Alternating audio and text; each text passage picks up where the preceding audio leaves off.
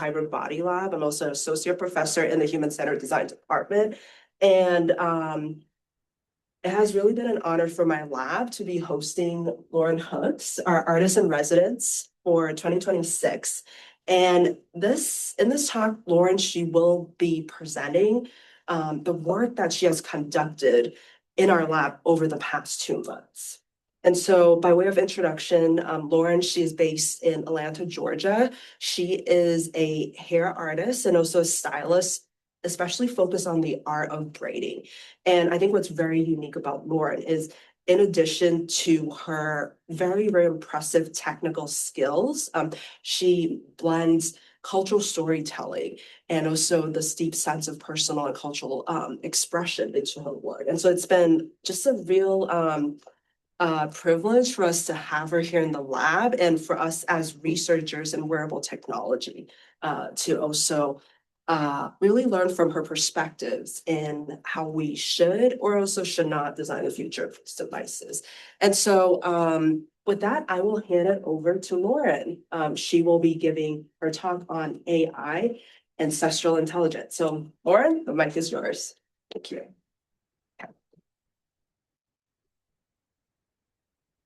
Hello, thank you guys for being here. Recently, I was speaking about how grateful I am for the opportunity to be in this space and intellectualize something that is so deeply woven into the fabric of my culture. The truth is, in the realm of the African diaspora, braiders come a dime a dozen. When you're immersed, sometimes you lose sight of just how exceptional you are. At the beginning of my residency, I spoke to you about ritual. How this cultural practice passed down through generations is the very reason why I'm standing in front of you today. And reflecting on that made me realize something. Although I am a practitioner providing safe space of restoration for all those who sit in my chair, I had not given myself the same level of care and intention for quite some time. Instinctually, I knew that that was the key to unlocking the highest potential of this experience: ritual. Morning tea, walks through nature, and long conversations with the people who love me. These small intentional acts carried me through the trials and triumphs of the last 2 months. So as a convergence of my past, my present, and my future, I present to you AI, ancestral intelligence. Garden Rose is an ode to my ancestors. I have to say that this project was the most spiritually fulfilling for me. I conceived this idea when I was introduced to Dr. Jingwen Zhu's Living Loom, where chia seeds are woven into fabric and grown on the surface of that fabric. Now, one of my favorite sayings about my craft is, hair is fabric. So when I saw this bio thread and learned how it was made, I immediately knew I have to braid this. Now that gave me the what, but I wanted to go deeper and ask why. During the transatlantic slave trade, my ancestors braided seeds into their hair in preparation for the long journey overseas, so that they could grow familiar foods once they arrived in the new land. Here's a video of Edith Ajako, a Maroon descendant, demonstrating how rice and seeds were concealed.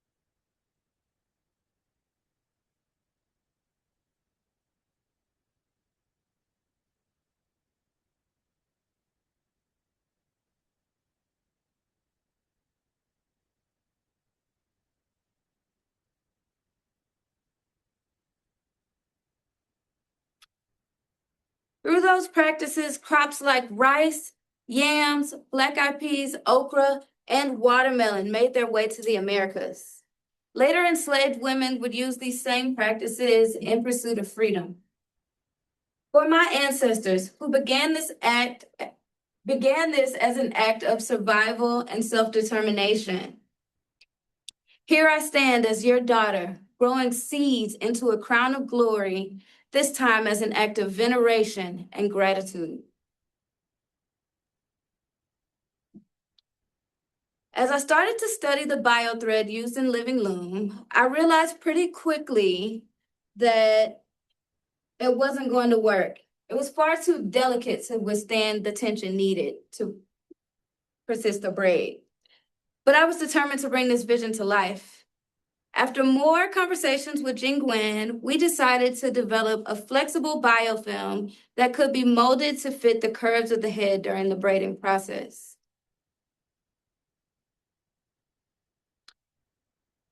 Jingwen assumed that we would grow these seeds independently on the biofilm and then integrate them into the hair.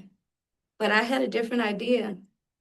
Something in me just knew that Black, highly textured hair would be the perfect environment to grow microgreens hydroponically. And once I started researching, that intuition was affirmed. Microgreens are often grown on mats made of hemp or coconut. Coarse, fibrous materials that closely mimic the structure of Black hair. Our hair is also hygroscopic and porous, which means that it absorbs and holds moisture, but can also release it. That balance is exactly what you need for a healthy growing environment. Lastly, I found that the very same household ingredients which could be used to create a nutrient-rich fertilizer for the plants also make for a bomb deep conditioner. The chart here shows you the ingredients used in like a household kitchen-made fertilizer and what those things do for the plants, as well as what they do for the hair. Through this research, I figured out that kind of our hair is like a plant. It's like a plant. When you look at it, it kind of does the same thing. If it strengthens the root, which one is it? One of these here. Oh, the eggshell powder strengthens the root of the plant, but also strengthens the follicles of the hair, which are the roots. And so that was really interesting to me. All these things combined make a great case study for the theory of human-plant symbiosis, turning human hair into an ecosystem.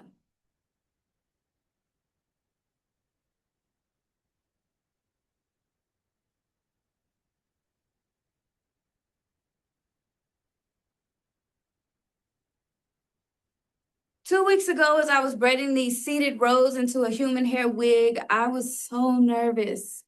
The hair was thicker than I anticipated. I started questioning everything. Would the seeds get enough light? For weeks, I had been so sure. Seeds grow through dirt. Of course, they'll grow through hair. But in that moment, I wasn't so sure anymore. The only thing that grounded me was a phrase I've been hearing since I was a little girl.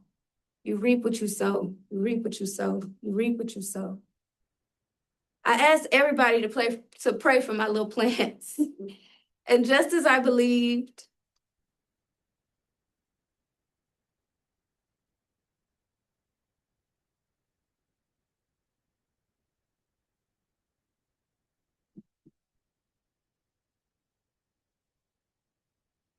deep breath. You see that? Yeah.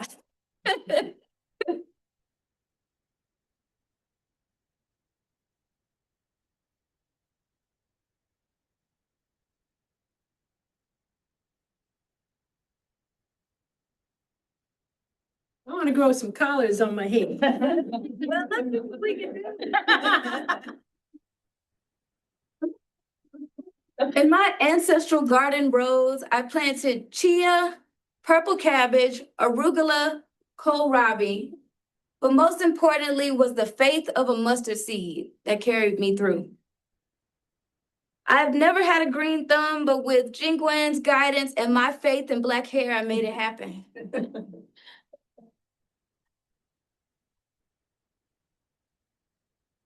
Dancing hair was actually the last project that I conceived during my time in the lab. About halfway through my residency, as I started building relationships with my lab mates, I was learning so much. And then I learned about shape memory alloy, a metal wire that literally shrinks when heat or electricity is applied to it. A metal wire that moves?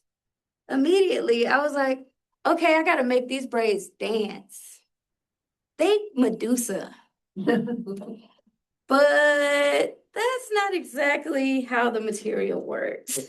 So Cindy shared a research project with me called Hair.io, where students at UC Berkeley had already experimented with embedding this material into hair, creating pieces that could change shape, change color, even send signals to text your friends. And while this was incredible, it pushed me to ask, how do I make something that feels like me?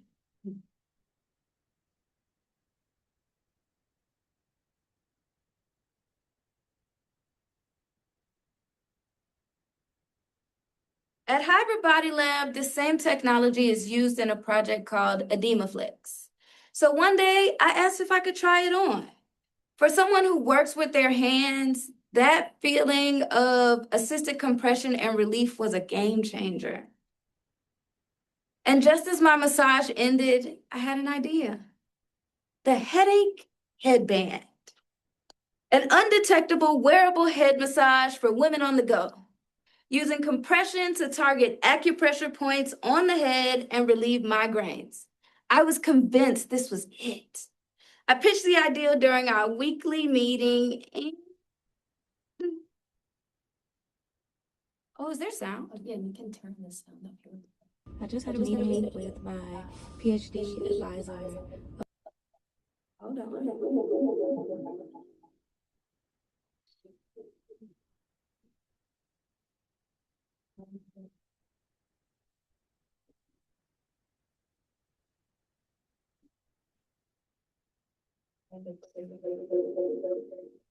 Over here.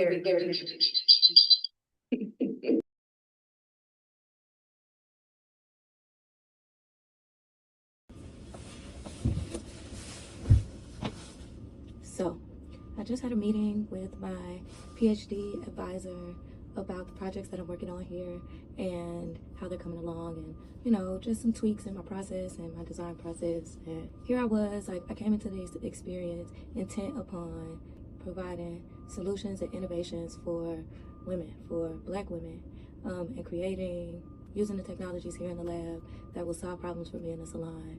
But today, what I learned is that, yes, those things are possible, and I am doing those things, but the reason why I'm here, the reason why I was chosen to be a part of this experience is because of my whimsy, because of my creative mind.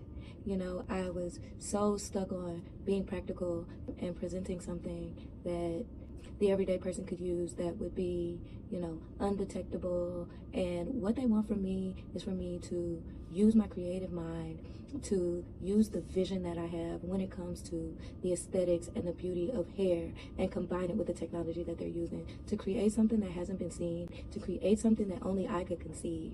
That is the reason why I'm here.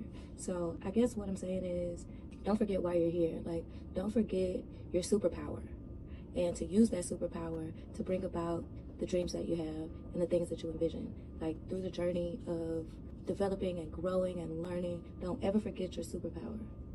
Mine is in these fingers. Mine is hair. Mine is creative braiding. And today, I'm back on track. I'm back on track.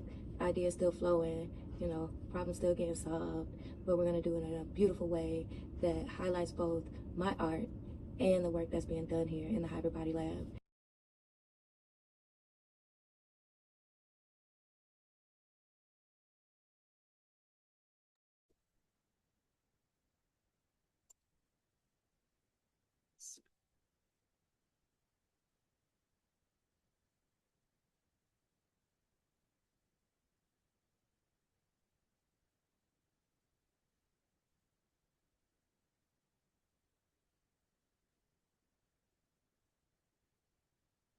Okay, so that was good, but I needed to think bigger, more beautiful, a crown. And that's when it clicked. Acupressure is ancient, so why not bring in natural crystals, materials already believed to hold energetic healing properties? The ancient meets the emerging, and dancing hair was born. Individual braids were draped directly onto the head in order to create a base structure and support the other elements of the piece.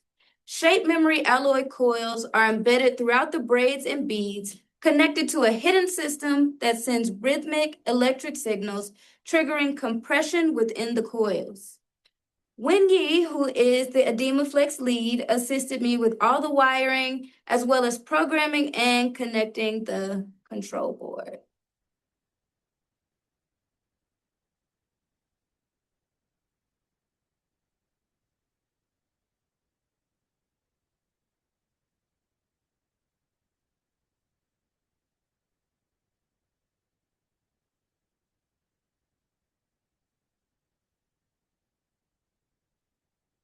So while the final piece doesn't move like Medusa, I kept the name because the movement is still there. Circular braided patterns guide the eye, almost forcing it to dance from bead to bead as it wraps around the head. Green aventurine, known for its associations with stress relief, reduction in inflammation, and migraine support, adds both a cooling sensation and targeted pressure at key points: the temples, the apex of the head, and the base of the skull, to relieve migraines.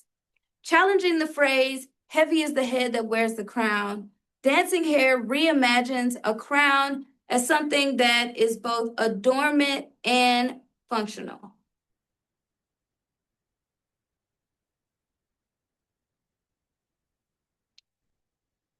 This final piece for me represents the future, where functional technology is seamlessly integrated into the hair. And the origin story is actually pretty funny. So, back when I was in hair school, I had a friend who was an engineer. One day, completely out of nowhere, he goes, "You know what you should do? Solve the stinky weave problem." I laughed. And then I explained to him that when moisture gets trapped inside the braided foundations of a sew-in, especially in those conditions, it creates a perfect environment for bacteria and mold, which leads to odor. We moved on from that conversation, but I went home and started researching, trying to find a fiber that was both moisture wicking and antibacterial so that I could solve this problem. 10 years later, still no solution. But I knew that Hybrid Body Lab could help me figure it out.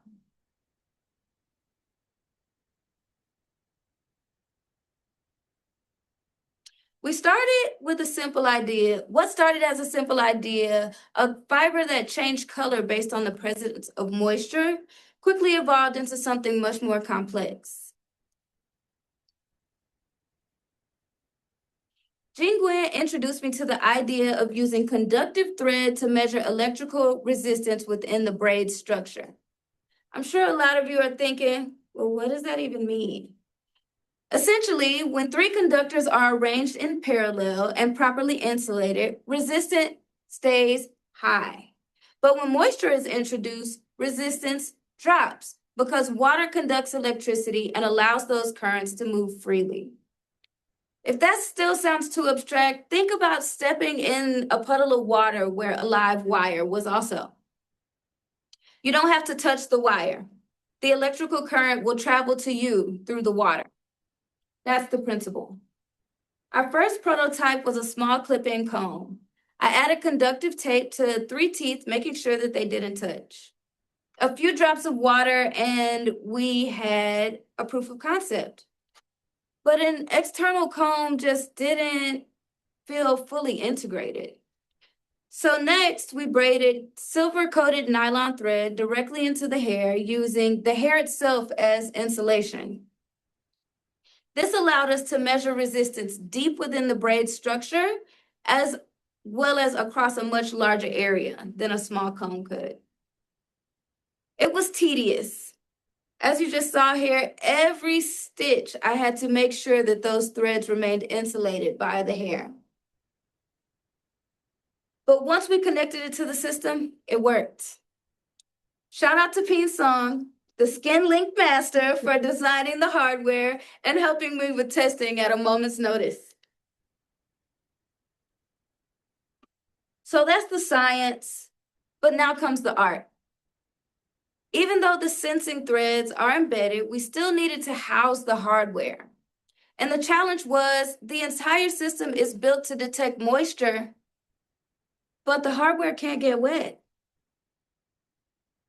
So I set out to design something protective, but also visually aligned with the piece. During a visit to the Cornell Fashion and Textile Collection, I was completely captivated.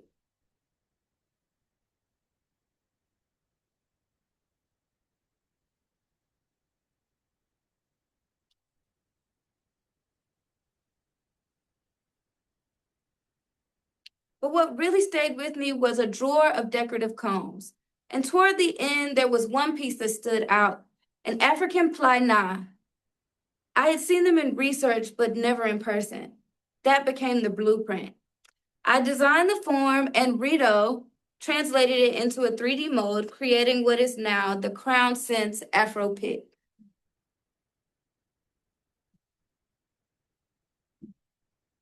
When the LEDs are red, resistance is high. As moisture is introduced, colors shift, orange, then purple, and back again as the hair is dried. Crown Sense makes the invisible visible and care more precise. It's kind of bright in here. I saw that change. Okay, great.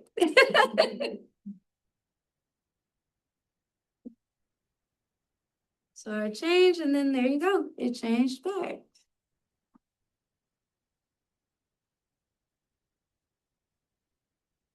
This was very gratifying, by the way.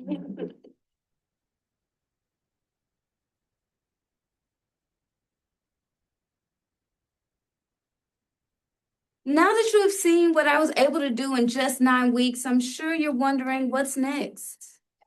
This experience has opened my eyes to the interdisciplinary possibilities of hair as art, fiber, culture, and technology. In my original proposal, I was deeply focused on creating safer, more sustainable alternatives to synthetic braiding hair, which is toxic and also carcinogenic. I pivoted during the residency, but that work is still very much on my mind. Moving forward, I plan to continue exploring organic fibers that look and behave like hair. Indigenous braid culture is also of great interest to me. I plan to connect with people around the world to learn more about the traditions, materials, and techniques behind their grooming rituals.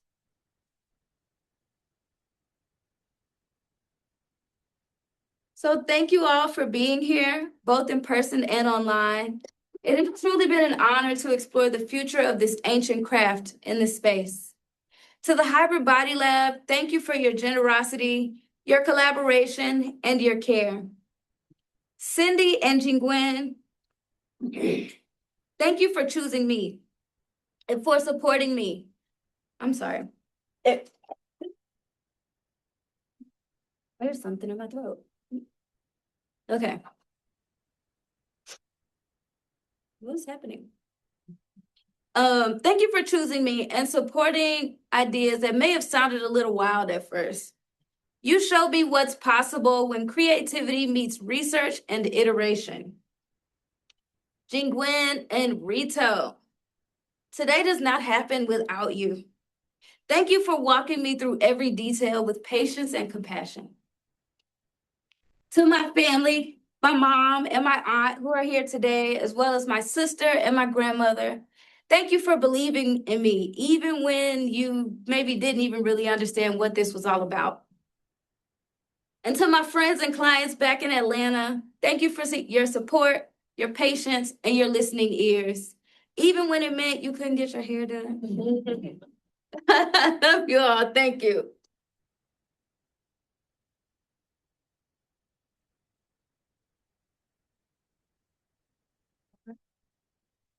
I would love to hear any questions or comments from anyone. How does this work? Do you want to help me?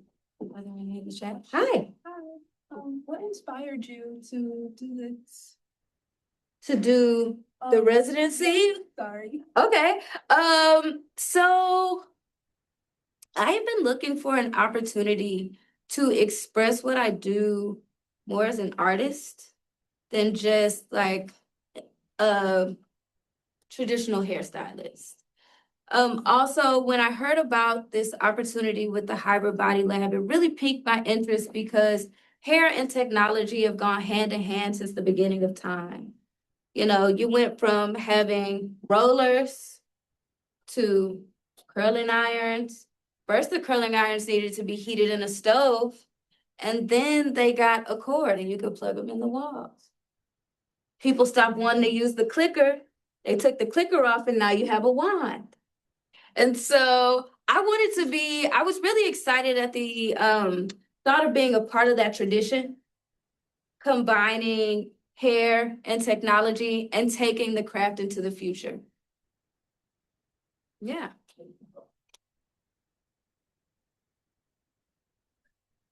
So I just want to start out by thanking you for giving us a new definition of AI.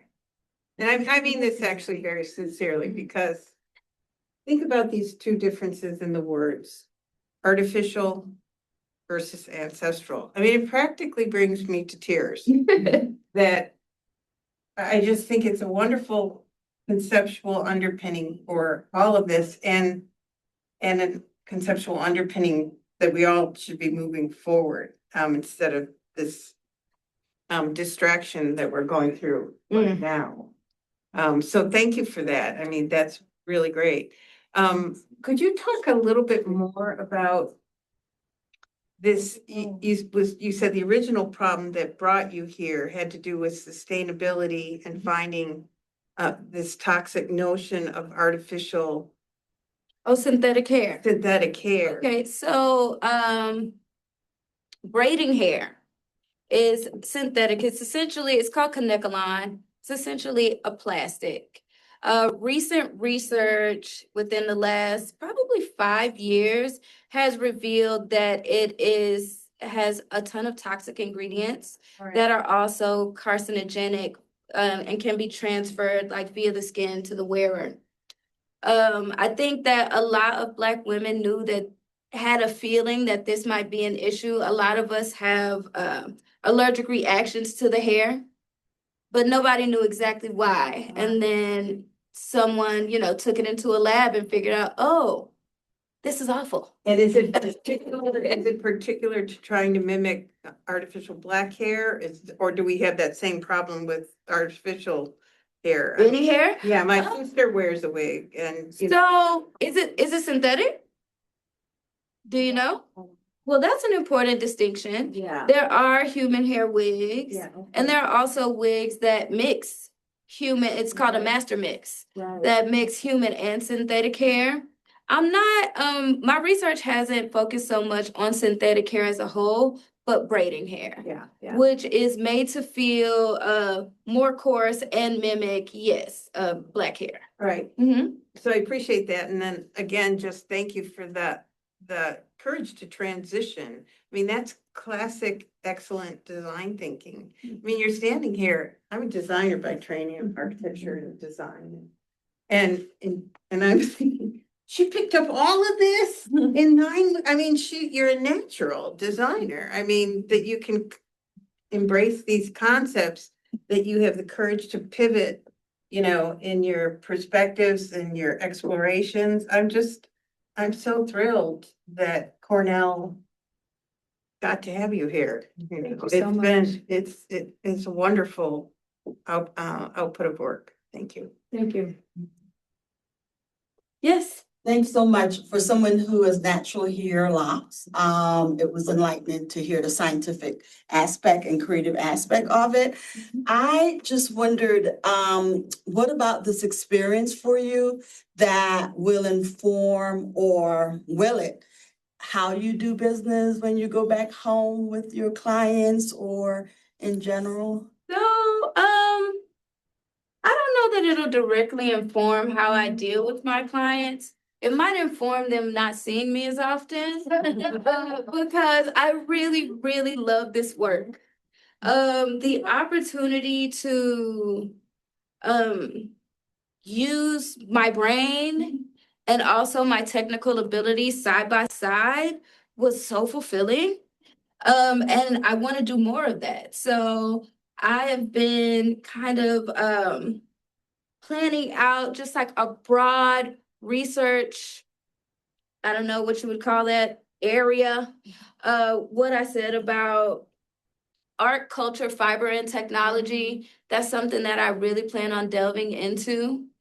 And so, yeah, they just better pray that I don't get another residency. I'm going. Yes. Yes.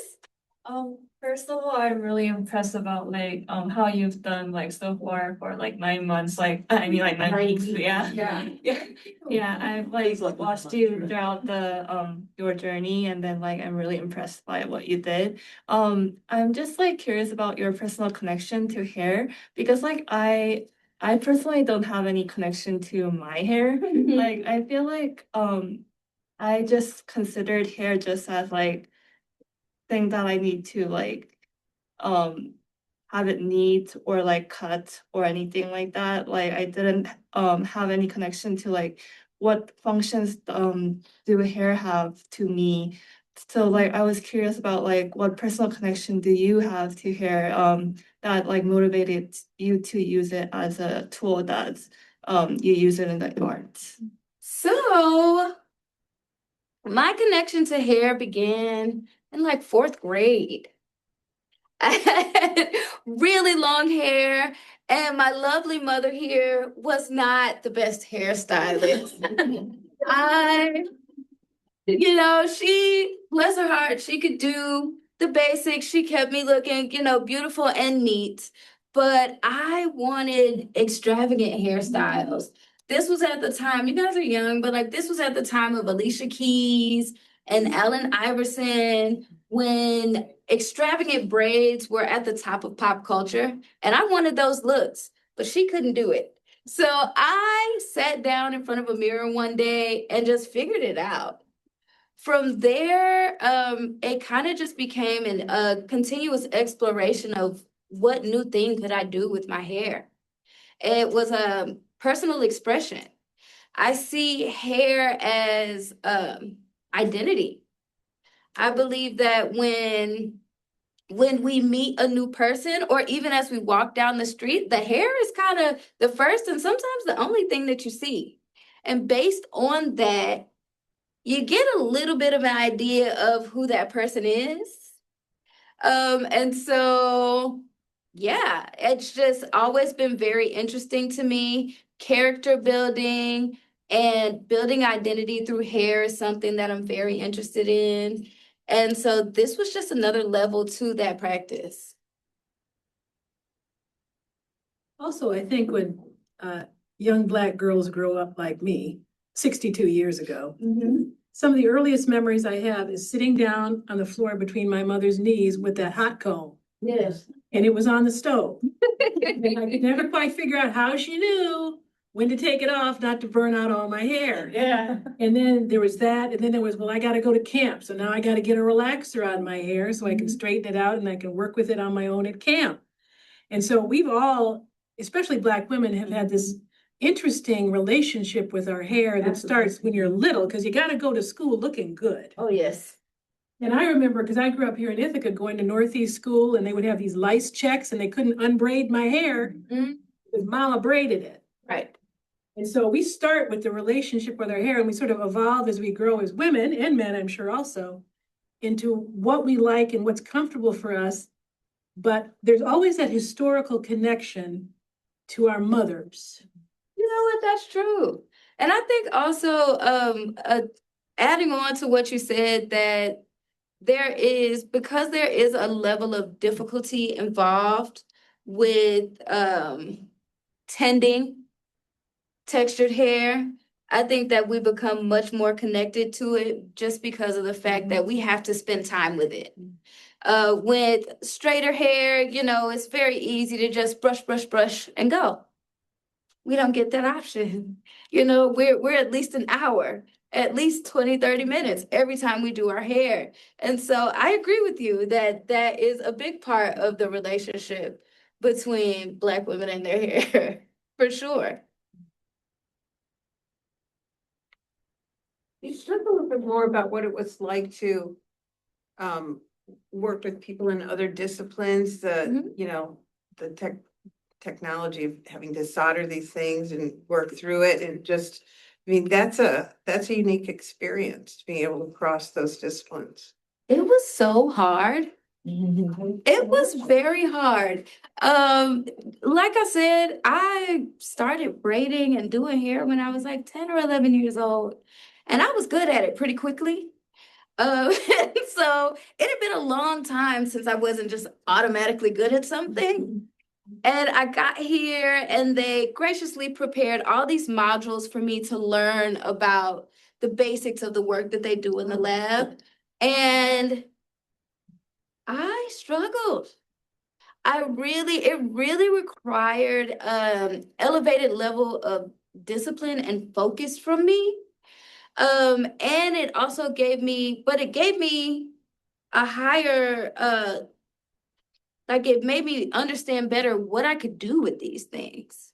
If I can work with it, then I can know what it can do for me, you know, what it can do in my practice if I know how it works. And so it was really hard, but I was really grateful for the lesson, like to know how to program a microcontroller. I've never been a tech girl, ever. And now I'm a tech girl. And so yeah, it was inspiring. And they were all so kind. No one treated me like, here she is again. Like everyone was so kind and open, and they were open to hearing my perspective and my ideas, as well as I was open to being taught by them. And so I think it created like a beautiful partnership in the lab with me and everybody. Yeah. We have a question in the chat. Is there a question? There's a question Oh. on Zoom. I can't see it. Hey, KJ, would you like to unmute and ask a question, or should I read it for you? Oh, there, Okay, I will read. Amazing work. I love your talk. I'm thinking about the maybe you and I can. Oh, okay. So we need to mute so that obviously.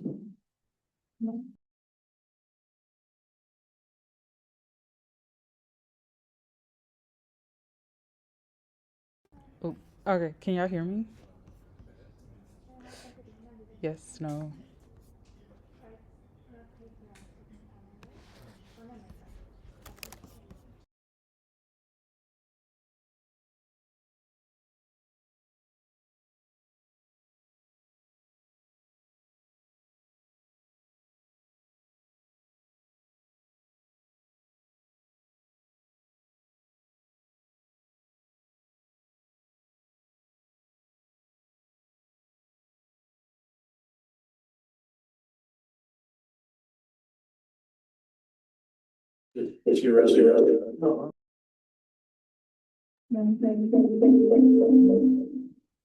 Okay. I guess we will pull out the question from the audience. Is this the question? Okay, there it is. Or we can read the question and answer. Okay. It says, amazing work. I loved your talk. Thank you, KJ. I am thinking about the video you initially started with and how grains and seeds were embedded into hair, and was thinking about Black hair as geography as well, and wanted to know if your thoughts on Black hair as geography is in your work, if at all. I think that's what it's saying. I had not thought about black hair as geography. I have, however, thought about, as I was saying with what's next, the how ancient civilizations all over the world who weave, whether it be fabric or baskets or anything like that, a lot of them also braid their hair. Weaving fabric, weaving materials, weaving the hair. And so a big part of the next phase of my research will be to go and experience the braid culture and traditions in different parts of the world. I know that, as Black people, we like to say that braids belong to us. And, I understand why we might feel that way. But the truth is that braid culture exists all over the world. And I would love to explore that and bring that to the mainstream. So I guess that is, it's hair as geography, not necessarily Black hair, but it is hair. KJ says, thank you. Thank you, KJ. All right.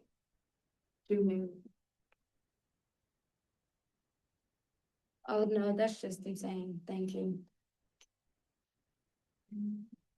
Yes. After hosting a few workshops, do you think your perspective on teaching has changed, and like will you be teaching in the future too as part of your work? I love teaching. I love talking about something that I love so much. It just pours out of me. I had the opportunity during my residency here to do 2 guest lectures. One was in a class entitled Fashion, Aesthetics, and Society, where I related hair to identity and character building, much like I was just talking about. And then I also had the opportunity to guest lecture in Cindy's class entitled Art and Science, where I was able to relate the art and the science of what I do, which are so closely connected. I mean, you really can't separate them. It's called cosmetology. That's a science. And so even, on the artistic side of things, you have to understand the properties of the material that you're working with. For anyone who's in fiber science or material science, if you don't understand the properties of the materials that you're working with, you don't know the depths of like what you can do with it. And so I really enjoyed that opportunity as well to teach. I would love the opportunity to teach. I don't know what I would tell the people, but it would be good. So yeah, we'll see what happens in the future. Thank you, Melody. This is my Hyper Body Lab cheerleader. She's been with me from day one, literally, so love her. All right. I think that's it. That's all. Can I ask a final? Yes, of course. So, Lauren, I'm very curious about like what was the most unexpected thing in your experience during your residency? The most unexpected thing. The thing that surprised you?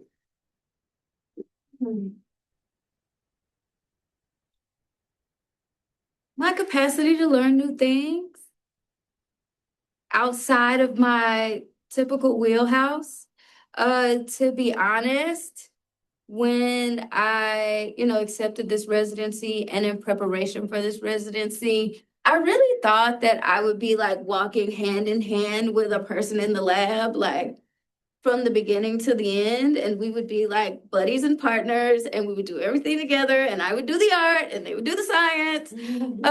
But that was not the case. There were many days that it was just me in the lab and I had to figure it out. And of course, it's not like there wasn't help available. There was help available, but I wanted to learn it, and I wanted to try. And so my capacity to learn new things and just my openness to process has surprised me and excited me. Yes. Yes. Thank you so much for having me here. And thank you all for being here today with me.